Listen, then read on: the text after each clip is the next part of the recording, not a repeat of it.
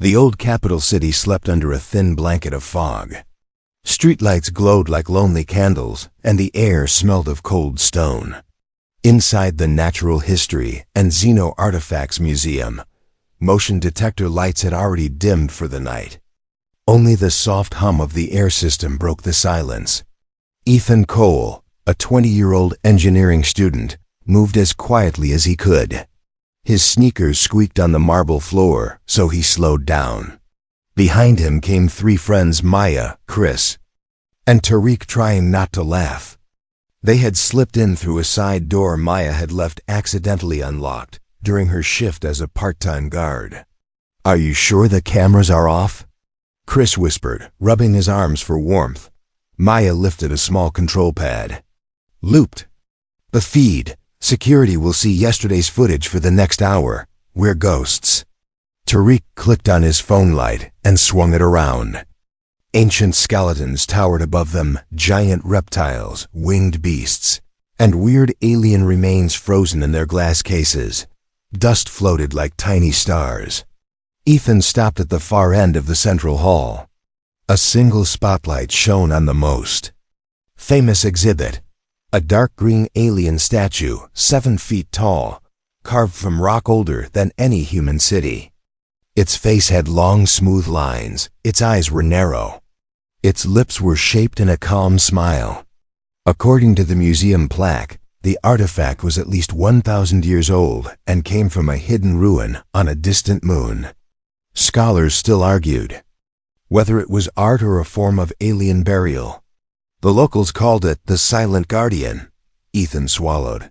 "Okay, we saw it. Can we go before the night guard does his walk?" But Maya shook her finger at him.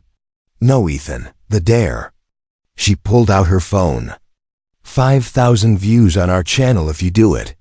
"What exactly?" he asked, though he already knew. They had joked about it for weeks. "Kiss it," Tariq said, grinning. "Plant one on the lips. Quick smack, nothing more." Enfin raised his eyebrows. "It's a rock." "Exactly," Chris laughed. "Statues don't complain," Ethan pretended to think.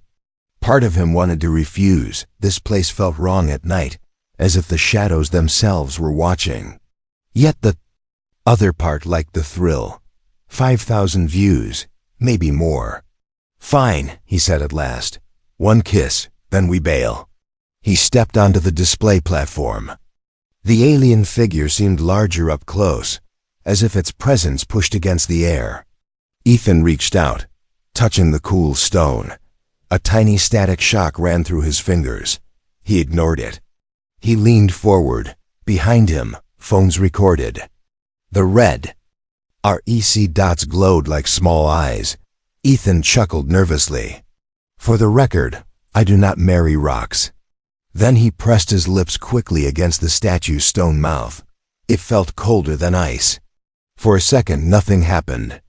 Everyone sighed, half in relief, half in disappointment. Ethan backed away, arms raised. "Happy?" he whispered. Maya lowered her phone. "Kinda anticlim," the statue blinked. A faint green light flickered inside its stone eyelids. The calm smile tightened. The air turned heavy, like the moment before thunder. A low crack sounded from deep inside the figure, as if something old was waking up after a long sleep. Tariq's phone slipped from his hand and cracked on the floor. Did you see that?" The statue's head moved. First a slow tilt, then a firm turn toward Ethan. No motors, no servos, only solid stone. Bending like muscle. A pulse of light rippled along its surface, highlighting strange spiral marks that had never been visible before. Ethan stumbled back. "Guys, cameras, special effect, right?" "Right?" No one answered. Everyone was frozen. The statue opened its eyes fully. They were black, endless, dotted with specks of silver like a night sky. Its lips parted. Dust hissed from its mouth. A deep, layered voice rumbled, speaking English, yet echoing with something not human. "You have doomed your species." The lights overhead flickered, then burst. Glass rained down like sharp hail. Emergency backups kicked in. painting the hall in red strobe light. An alarm blared. Intruder detected. Chris grabbed Maya's arm. "We have to go." But Ethan's legs refused to move. The statue's gaze held him like a chain. It spoke. Again, quieter, as if talking straight into his mind. "Blood key accepted. Countdown begins." Ethan's heart hammered. Blood key? Countdown? He tasted iron at the back of his mouth. The statue lifted one rocky hand. Green cracks glowed along its fingers. Small pieces of stone flaked away, revealing smoother, metallic skin underneath skin that pulsed with light like living circuits. Sprinklers activated, spraying cold water. Smoke detectors screamed. Finally, Ethan's fear broke. He jumped off the platform, slipping on the wet floor. "Run!" he shouted, voice cracking. "Run now!" They sprinted across the hall, dodging fallen bones and shattered lights. Behind them, the alien figure stepped down from its pedestal. Each footfall echoed like a hammer. Red emergency lights strobed its silhouette, making it look both ancient and alive. At the exit, Maya swiped her card, but the door locked itself with a loud clang. Security override flashed on a nearby screen. Chris slammed against the glass. Nothing budged. Tariq pulled a fire extinguisher from the wall and smashed the lock. Sparks flew. The door groaned, then popped open. Cold night air rushed in. They spilled onto the back alley, lungs burning. Ethan looked over his shoulder. Through the doorway he could see only darkness, but he felt the statue's black eyes still staring, drilling into his skull. Sirens approached from the street police. Or museum security, he couldn't tell. Maya grabbed Ethan's sleeve. "What did it mean? You doomed your species?" Ethan could only shake his head. The words echoed inside him, beating louder than his pulse. And when he closed his eyes for a moment, he saw quick image cities on fire, sky full of strange ships, and the statue standing in the center, smiling. "I don't know," he whispered, "but I think we just started something we can't stop." A single green glow lit up inside the museum behind them. Then, in the distance far beyond the city, another point of green light flickered to life, as if answering a silent call. The night felt smaller. Earth felt fragile. Ethan realized the dare was no longer a joke. It was a key that had just turned in a lock built 1,000 years ago. And somewhere, a mysterious countdown had begun. Ethan didn't sleep that night. Back home, he sat on the edge of his bed, fully dressed, eyes staring at the blank wall in front of him. The others had gone silent after escaping the museum. Maya stopped texting. Chris never replied. Tariq turned off his phone. But Ethan couldn't forget what he saw. The statue's voice still echoed in his head. "You have doomed your species." Outside, the wind howled through the street like it was warning the world. Ethan's hands trembled. Every few seconds, he looked at his reflection in the mirror, checking his eyes. Were they glowing? Were they different? Nothing. He looked up. Same, but something inside him didn't feel the same. Suddenly flash. His room lit up. A strange vision exploded in his mind. For a second, he wasn't in his room anymore. He was floating above a burning city. Alien ships hovered above buildings. Humans screamed. Skies glowed red. And in the center of it all, the same green-eyed statue stood tall, but this time, it was fully alive, wearing armor, giving silent orders. Ethan gasped and fell off the bed. The vision disappeared. His heart pounded. His forehead was wet with sweat. Next morning, Ethan walked to the university library. He needed answers. He searched everything he could. Alien statues, the term Irathan, ancient alien threats, blood key. Nothing useful came up. Then, he heard a quiet voice behind him. "You saw it too, didn't you?" Ethan turned quickly.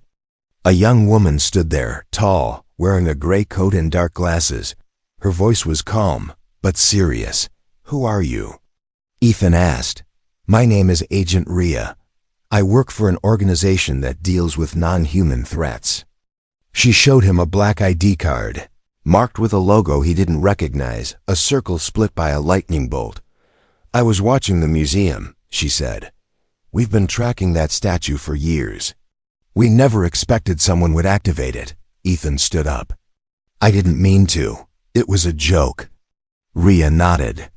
And now, Earth may not survive because of that joke. She gestured for him to follow. He hesitated, then followed her out the back of the library. Inside a parked black van were screens showing the museum. The footage was paused at the exact moment Ethan kissed the statue. Its eyes glowed, even on the low-resolution image. Rhea tapped one screen. That statue isn't just alien art, it's a beacon. A memory carrier, a prison maybe, and somehow, your DNA activated it. My DNA? Ethan blinked. Yes, she replied. The statue responded to something inside you. It called. You blood key. That means your bloodline is important to them. Somehow. I don't know anything about aliens, Ethan said. Rhea leaned closer. Your parents, were they both born here? My mom's adopted. We don't know her real family. Rhea's eyes narrowed. That might explain it. Suddenly, one of the screens beeped out another statue, this one in India, in a desert temple lit up with green light. Then another in Brazil, hidden deep in a cave. Then another in Egypt, buried under an old tomb. Rhea stared at the growing map. Oh no, what's happening? Ethan asked. They're waking up. Across the world. Your kiss was the signal. Now they all know the Earth is ready for judgment. Later that night, Ethan sat alone in Rhea's safe house. He felt something itch behind his ear. He reached up and touched the spot. It was warm, pulsing. He looked in the mirror. His veins just behind his ear were glowing faint green. He turned pale. What's happening to me? And then, it happened again. Another vision, but this one was different. He wasn't watching a burning city. This time, he was inside a memory. The air was dry. 2 suns burned above. Strange alien ruins stood in the distance. He saw the same statue again, but it was no longer made of stone. It was a living being, a tall alien woman in shining armor, speaking with others in a language he couldn't understand. Then suddenly, she turned and looked directly at him, through time, through memory, through everything, and she spoke in clear English. You were chosen long ago, Ethan Cole. You carry the key, and they are coming. Because of you. Ethan woke up gasping, lying on the floor again. His phone buzzed. A message from an unknown number. They remember you. You are the echo of a forgotten war. His hands shook as he read it. Outside the window, a green light blinked in the sky, too slow to be a star, too still to be a plane. Something was watching, something ancient. And now, it had remembered him. Asterisk, asterisk. The safe house did not feel safe anymore. Green light flashed outside the windows every few hours, as if the night itself took photos of Ethan's soul. Agent Rhea knew they had to move him. By dawn, a black drone whisked them to a hidden lab. Under the mountains, an old missile silo now filled with glowing screens and nervous scientists. Inside, Ethan sat on a metal chair that looked more like a dentist's trap. Thin wires touched his neck, wrists, and temples. Dr. Kamal, a soft-spoken geneticist with sharp eyes, explained the test in slow, plain words. Your blood is special, she said. It carries a code we do not understand. We will scan it and search for answers. No pain, I promise. Ethan forced a smile, though his stomach felt cold. You sure about the no pain part? Kamal nodded, but behind her mask Ethan saw worry. As machines hummed, rainbow lines raced across a black monitor. Each line traced Ethan's DNA, like a map of bright rivers. Then, one thin green strand began to glow harder than the others. Alarms chirped.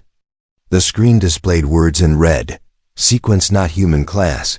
Arathine Dr. Kamal's face drained of color. This can't be. Rhea leaned in. What is it? Kamo pointed. A whole segment 15% of his DNA is alien.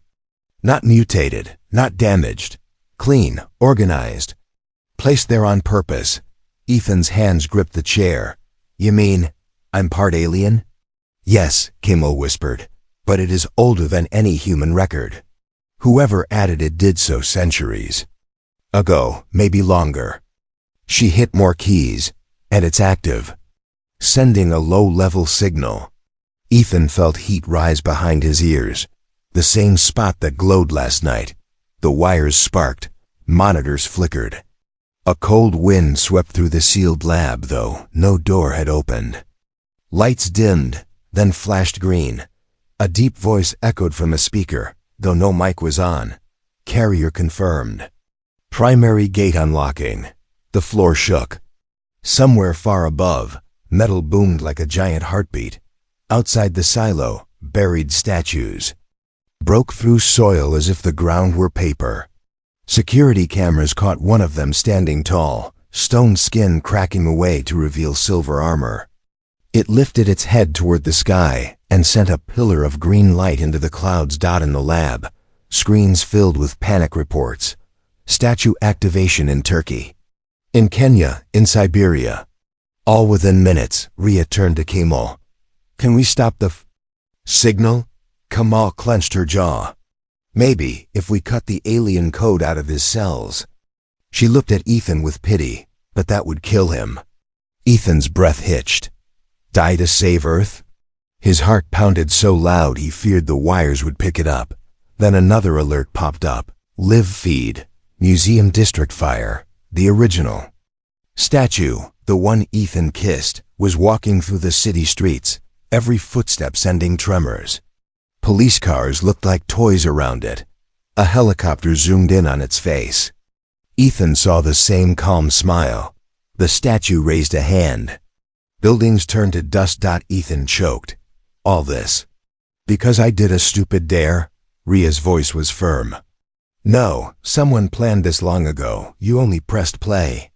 Kamal pressed. New keys. I found something. The alien code is not random. It's a message. She enlarged the pattern. Rows of circles and lines repeating. Looks like a star map. Ethan stared. In his vision from last night, 2 suns burned above a desert world. That's the place I saw. Kamal highlighted 3 brightest dots. It's a triple star system, 600 light-years away. Old records call it Nuri Sector. Rhea crossed her arms. Why embed a map inside one young man? Kamal shrugged. Maybe he's a beacon. When the code activates, it tells the fleet where and when to strike. At that moment, every monitor shut off. Darkness swallowed the lab. Emergency lights glowed red. Metal doors slammed. A cold, layered voice seeped through the ventilation. Human facilities cannot imprison the past. The past is awake. Ethan yanked off the wires. Sparks bit his skin, but he pushed forward. They're coming inside. Rhea drew a sleek pistol, its barrel glowing blue alien tech.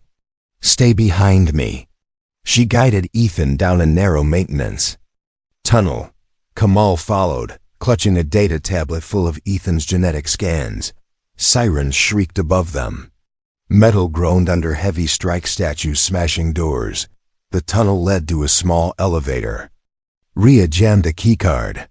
The doors slid shut just as a stone fist crashed into view. In the cage, lights flickered. They began to rise toward the surface fast.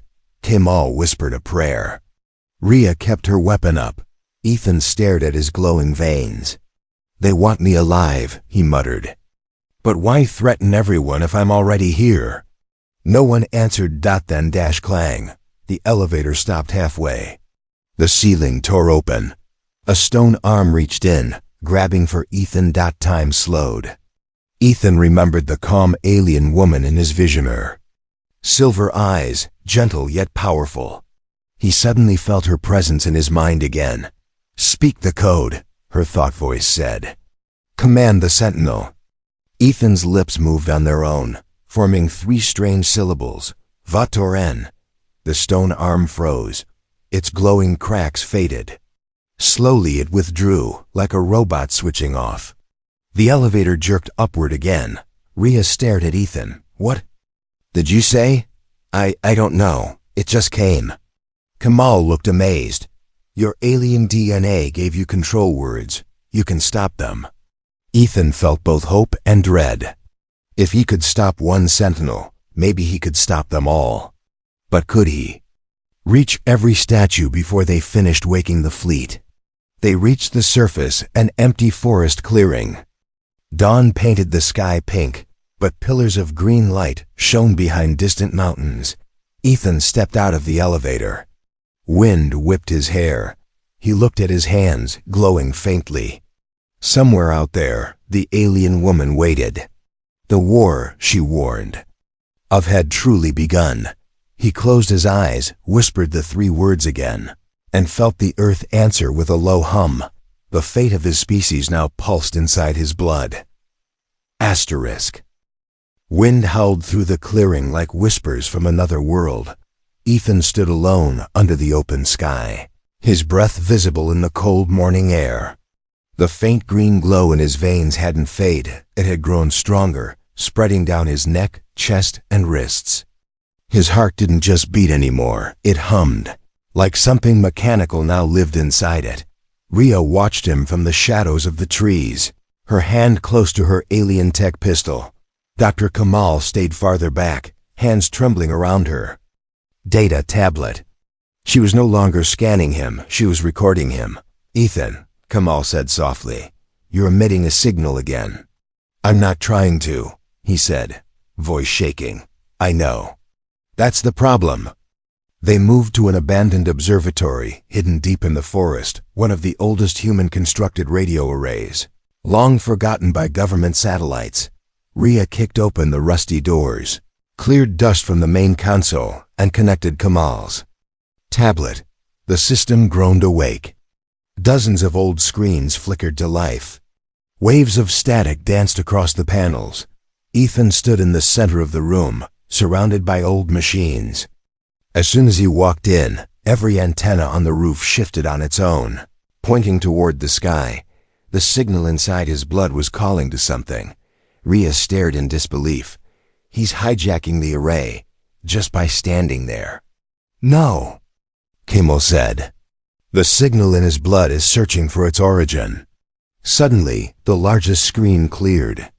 A blinking alien symbol appeared, 3 circles inside a triangle. Ethan felt something vibrate inside his skull. A word entered his mind, not spoken but understood. Awakening phase, 2 of 5. Rhea's face turned pale. There are stages?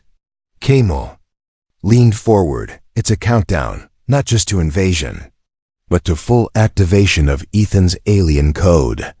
Each phase may change him. Ethan's hands were glowing, now brighter than before. He fell to his knees, holding his head. Make it stop, he cried. They're talking inside my mind. Rhea knelt beside him. What are they saying? He gritted his teeth. They're asking me to lead. In his mind, a vision opened like a door. He stood inside a massive alien starship, walls of glass and metal, thousands of beings bowing before a throne. Sitting on it was him, or something that looked like him, but taller. Colder, with eyes like stars dot at his side, stood the alien woman from the earlier dreams. She whispered, "You were made to guide the judgment. We placed your kind here long ago, hidden, waiting." He stepped back. "No, I'm human," her voice echoed. "You are more than human. You are the answer." Back in the observatory, Kamal checked the readings. His brain activity is spiking. He's syncing with the satellite systems. On another screen, a strange alert appeared. Military satellite override detected. Rhea's eyes widened. He's taken control of Earth's defense network. No. Ethan yelled, "I'm not doing it." But the machines didn't care. They moved on their own. Missile grid maps flickered. Orbital cannons shifted aim towards space. Another message appeared on the monitor. Incoming object detected. ETA 19 hours. Irathan Royal Envoy ship. Planetfall trajectory confirmed. Ethan's heart stopped for a moment. They're coming. Kamal read aloud the last line. The Royal Envoy carries the seed of judgment. If the carrier fails to command, Earth is forfeit. Seed of judgment? Rhea asked. Kamal's lips were dry. That might be a weapon. Or a being. Or both. Ethan stood up. His eyes flickered with green light. I need to know why they made me. I need answers before this thing arrives. That night, Ethan sat alone in the rooftop dome of the observatory. Stars blinked above him like cold watchers. Then a voice spoke beside him. Not in a dream, not in his head. A real voice. You are late to awaken, half-blood. Ethan turned quickly. A figure stepped out from the shadows. Not a soldier, not a scientist. Not fully human. She was tall, silver-skinned, and glowing softly. Like the statue he kissed but now breathing. Her long hair shimmered like energy waves. She wore no armor, only a simple robe with ancient symbols glowing across her chest. You, Ethan whispered. You're the one from my visions. She nodded. I am Velra. I was once a guardian. Now I am the last message. Rhea appeared with her weapon drawn, but Velra raised a single finger. Rhea's body froze mid-step suspended. In the air, I came not to fight, but to offer Ethan the truth. She turned to him. You carry our signal because you are our key. Your ancestors were part of a forgotten pact. Your blood is our lockpick. Ethan stepped forward. You said. I was made for judgment. What does that mean? She looked into his eyes. It means when the envoy arrives, you will decide Earth's fate. Ethan's legs weakened. But I don't know anything. She reached out and touched his forehead.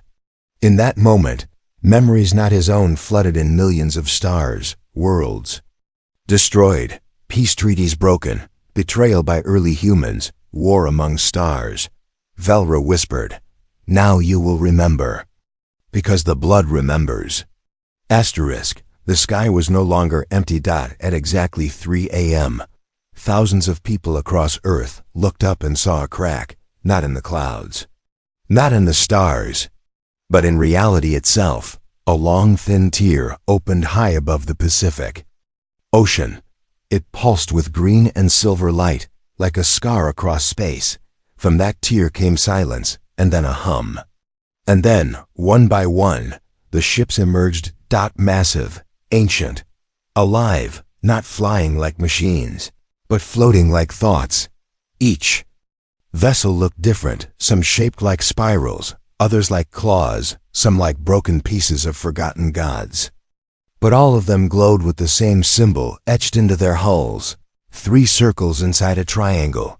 Earth satellites tried to scan them, but failed. Military bases launched drones, but drones disappeared mid-air. Global powers raised alert levels, but no missile could lock on. The fleet had arrived. And they weren't here to negotiate. Ethan stood in the observatory's dome, eyes wide as the fleet formed a ring over Earth's atmosphere. He could feel them in his bones. His blood sang with every ship that came through the tier in space. Velra stood beside him, her robe glowing in rhythm with the sky. They are answering your signal, she said calmly. Phase 3 is now complete. Rhea rushed into the room. Gun ready. What the hell is Phase 3? Velra didn't flinch. Phase 3 is observation. They now study your species, test your readiness. Readiness for what? Rhea demanded. Velra looked at Ethan. For judgment. He will choose the path. Suddenly, the largest ship, the High Mother, lowered from the fleet. It was so large. It blotted out the stars over Asia. It moved slowly, as if time itself bent around it. From its center dropped a pod-smooth, oval glowing blue. It descended like a comet, landing deep in the mountains of Tibet. Kamal stared at the radar screen. It's landed. And it's alive. Ethan looked confused. Alive? Kemal enlarged the bioscan. That pod has a heartbeat. Meanwhile, chaos began on Earth. In Rome, one of the ancient statues near the Colosseum crumbled, revealing an armored being underneath, standing perfectly still. Its eyes glowed green. In Tokyo, the streets trembled as underground temples burst open, releasing silver drones that floated above the city, just watching. In the Amazon, vines parted to reveal alien stone monuments that humans had mistaken for nature. The message was clear. They were always here. Hidden, waiting. Back at the observatory, Velra showed Ethan a floating image in the air, a memory projection. It showed Earth thousands of years ago. But the continents were shaped differently. There were cities in the skies, oceans glowing with strange lights, and humans with glowing marks on their foreheads. What is this? Ethan whispered. Velra answered, your world, before the fall. You were once part of the Arathan Accord. You betrayed it. That is why judgment returns now. Ethan clenched his fists. I didn't betray anyone. But your bloodline did. She said gently. And now the High Mother needs to hear your decision. A voice echoed across the observatory. It wasn't in the room, it came from above across space. Into Ethan's mind. Carrier unit. Ethan Cole, you have 48 Earth hours to enter the gate. Present judgment code or face automatic cleansing. The words burned in Ethan's chest. What does that mean? Velra stepped closer. If you don't go to them, they will erase your species. Ethan fell into a chair. His mind raced. I'm not ready, I'm just a student. I didn't ask for this. But the blood chose you, Velra said. You have fragments of memory stored deep in your cells. You only need to unlock them. Then help me, he begged. She nodded and placed both her hands on his head. Her eyes glowed silver. Instantly, Ethan saw thousands of years of history wars, peace treaties between humans and the Arathan, the building of the Watcher statues, and the one betrayal that broke everything. He saw himself not as Ethan, but as someone else, standing in front of the same High Mother ship, and he spoke the judgment code. Then all turned to ash. Ethan gasped as he returned to the present. I saw ... I saw myself. But not me. Velra said, your soul may be new, but your blood remembers its last life. You were there when the pact broke, and now you must fix it. Rhea touched Ethan's shoulder. We're with you. We'll go to the gate, whatever happens. We fight it together. Kemal nodded. This isn't just your fight anymore. Ethan stood tall. Then get ready, we leave tonight. Outside, across the world, millions stared at the glowing ring in the sky, unaware that one young man had been chosen as Earth's final voice, and high above them, the fleet watched silently. Waiting. Asterisk. The journey to the gate was not made in ships, but in silence. At sunset, Ethan, Rhea, Kemal, and Velra stood at the edge of an ancient crater high in the Tibetan mountains. The alien pod, the one dropped from the High Mother, rested in the center. It hadn't moved since it landed, but it breathed gently, like a sleeping creature. A glowing path formed ahead of them, not of stone, not of metal, but of light. Velra stepped onto it first. This is the bridge of truth. Only those who carry no lies in their heart can cross. Rhea gave Ethan a smirk. Hope you didn't cheat on any math tests. Ethan swallowed hard and stepped forward. The path didn't break. As they walked, the world around them faded. Sky disappeared. Mountains turned to mist. Soon, they were walking through nothing, like stepping across space between stars. And then, they arrived. Not inside a ship, not on another planet, but in a chamber made of memory. Walls shifted like liquid thought. Symbols floated in the air. Every step Ethan took lit up echoes of other people who had stood there before, thousands of them humans.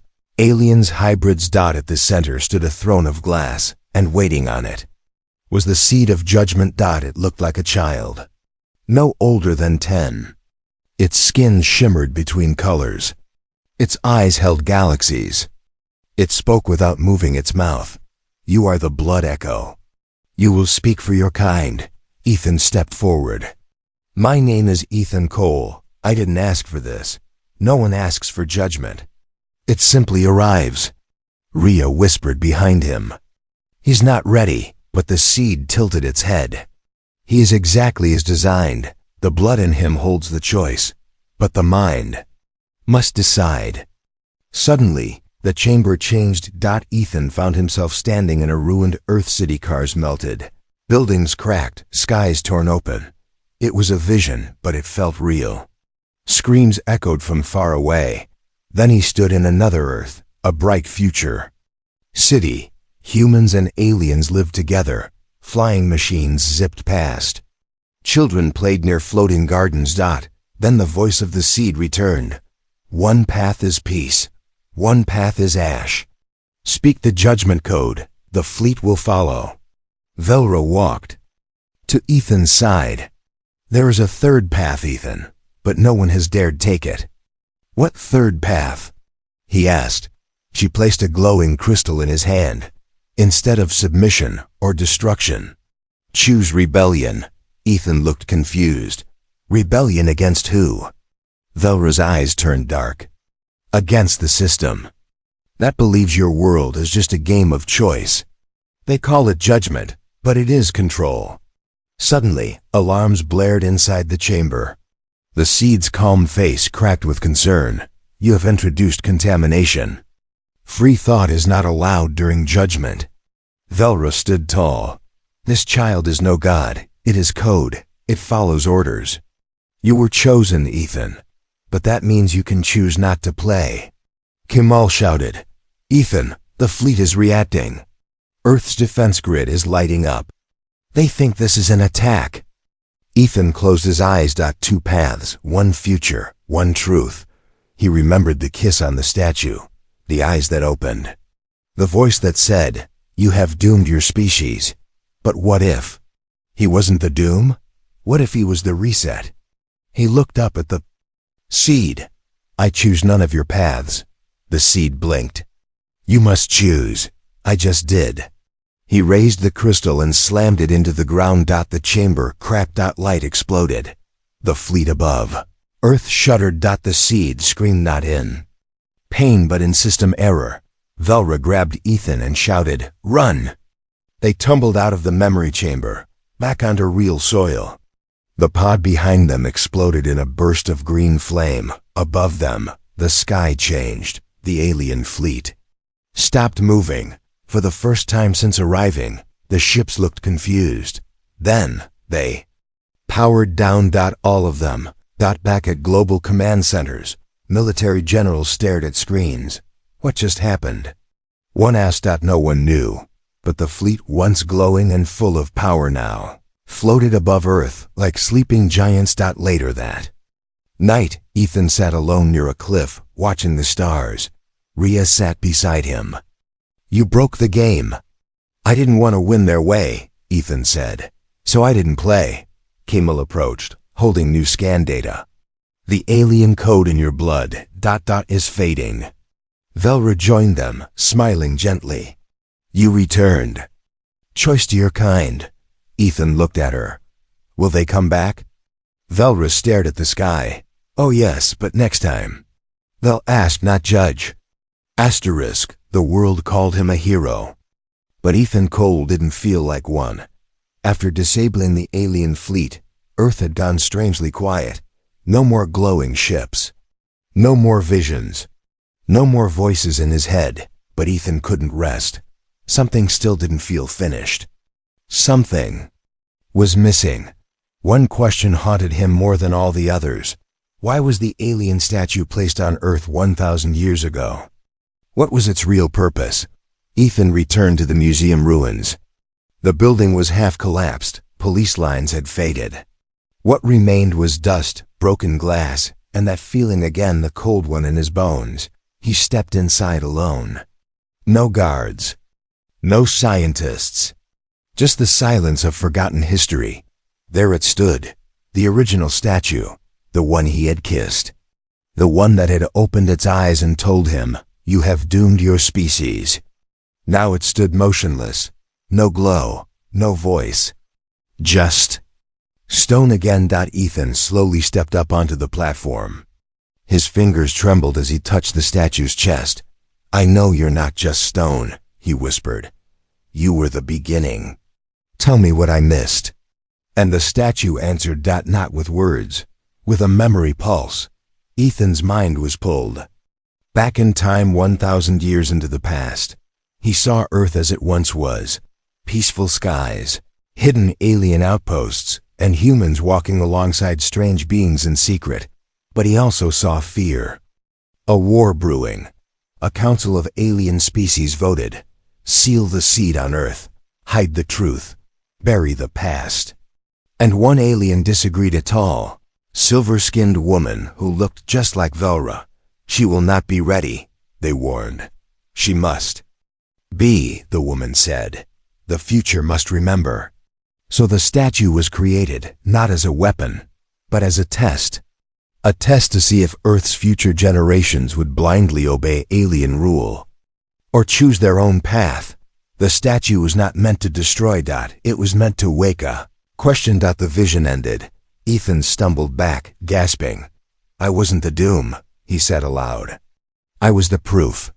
The statue's eyes opened one last time. Its mouth moved slowly, the voice softer now, not a threat. "A message. You passed." Outside, news cameras captured a strange event. The statue, without being touched, broke apart into thousands of floating pieces. They hovered in the air, glowing like fireflies, then shot upward into the sky and vanished, all over the world. Other statues did the same. And for the first time in recorded history, Earth became visible to the stars not as a threat, but as a sovereign species. Later that week, Ethan stood in front of a United Nations panel. Leaders, scientists, and generals all listened quietly as he spoke. "You all called it an invasion, but it was a choice. The alien code in me didn't control me. It asked me, and I said no. That was the test. Then what do they want now?" One official asked. Ethan smiled faintly. "They want us to grow without fear, to build, not to bow. Earth was never meant to be ruled. It was meant to rise. Far above Earth, beyond the broken portal, in the darkness of deep space." A figure watched. Velra stood aboard a silent station, her robe glowing gently. Around her floated other guardians, some human, some unknown. One asked, "Is it done?" Velra nodded. "The carrier chose freedom." Another whispered, "Then Earth is ready to join the stars. Not as a child, but as an equal." Velra placed a hand on her chest over her heart. "The code has been broken. The judgment cycle ends with hope." Back on Earth, Ethan walked through the city as a free man. Children played in parks. Drones flew safely overhead. And in the sky, stars shined brighter than ever. Rhea joined him at a cafe. Kemal sat across, still checking her readings. "You still glowing?" Rhea joked. Ethan smiled. "Not anymore. I think the light has moved on." Kemal nodded. "That means Earth is no longer being watched." Ethan looked up. "Or maybe we're finally watching ourselves." As he sipped his coffee, a small girl ran past him, holding a toy statue. She stopped, turned, and smiled at him. "My dad said you saved the world." Ethan kneeled down. "I didn't save it. I just made a choice." The girl tilted her head. "Would you do it again?" Ethan paused, then smiled. "Every single time."